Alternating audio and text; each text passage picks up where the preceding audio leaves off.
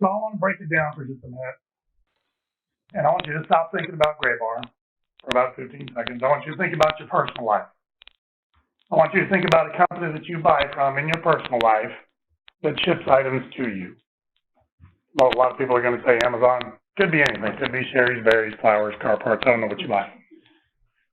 Imagine how you would feel about that company if you bought something from them with your credit card. The item you received or the bill you got had a problem on it. It took them over 4 months to recognize that there was a problem. And it took them another 3 months at least to fix it. How would you feel about that company? Would you buy from them again? What would you say about that company to your friend? Personally, I'd be very mad like this little dude here. I would think that company was not organized, to put it as nicely as I can put it. I would tell anybody who would listen to me about how it took 7 months to get my problem fixed. And I wouldn't want to buy from them again, frankly. How many people would feel the same way in this room? I can't see the hands around the district, so we're going to assume that was most people.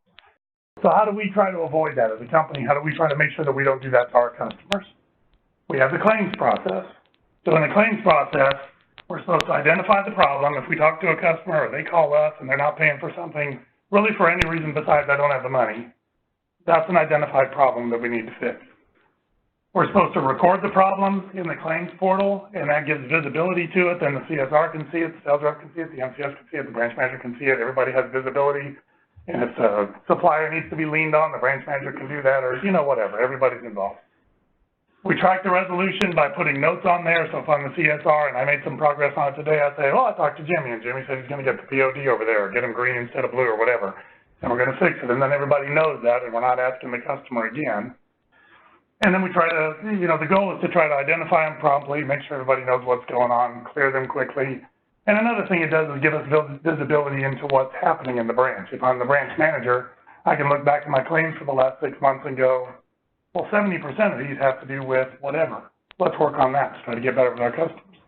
Sounds good, right? Yep. So how are we doing in that process? I looked at it at the end of June, just a snapshot at the end of June. At the end of June, we had 89 open claims for almost $500,000. That sounds pretty good. The average time between the date of the invoice and the date that the claim was issued was 133 days. The average age since the claim was created was another 82 days. So the average age of the oldest item listed on any given claim at that moment was 215 days or 7.1 months. And keep in mind, that's what was open that day. Those weren't all going to clear that day. They were all going to age a little more. So for every one that we had that was 10 days old, we had the one that was 150 days old, that kind of thing. I would also point out that, as I said a minute ago, we had over 900 items that were over 6 months old at that same time. Not 60 days old, 6 months old. How many people think there might be more claims out there that we don't have on the claims log? I think we do. So, what's my point? We need to get better about using this process. We need to get better about using our own process. These are Dale's top 5 reasons why I don't think we do what we know we should do. So the first one is blame. People don't like claims because they feel like it's blaming me or my department. They're going to know that we messed up, and I don't want to be blamed for that. Some people want to keep it on the down low. I want to keep it on my desk, or I want to keep it in my branch. I don't want anybody else to know what happened. I'm going to try to fix it myself. The problem with that is you get busy with other things. I'm supposed to work on this, but I got 29 orders I got to get out the door today, so I work on those 29 orders. And the next day, the same thing happens, and blah, blah, blah, blah, blah. Third one is nice guy or nice gal. If I'm the financial person and I know that the CSR or the MCS or the sales rep or the branch manager is going to give me grief if I do a claim, I'm less likely to want to do a claim. They take time, so all of this has to be done manually. You have to enter in the invoice number, the amount, and the blah, all the other stuff. Financial does this 99.9% of the time, but it's a pain. They don't like doing it. And then sometimes there's pain that we don't want to take. So we might have an $8,000 or $10,000 credit that we know we owe a customer because of something that got messed up 6 months ago. I don't want to eat it this month. It's going to come out of, it's going to make my month look bad. I'm going to wait until I have a good month. Can you imagine Amazon saying, I'll get you your credit in a few months when we have a good month? We think January is going to be good. We'll try to get you your credit soon.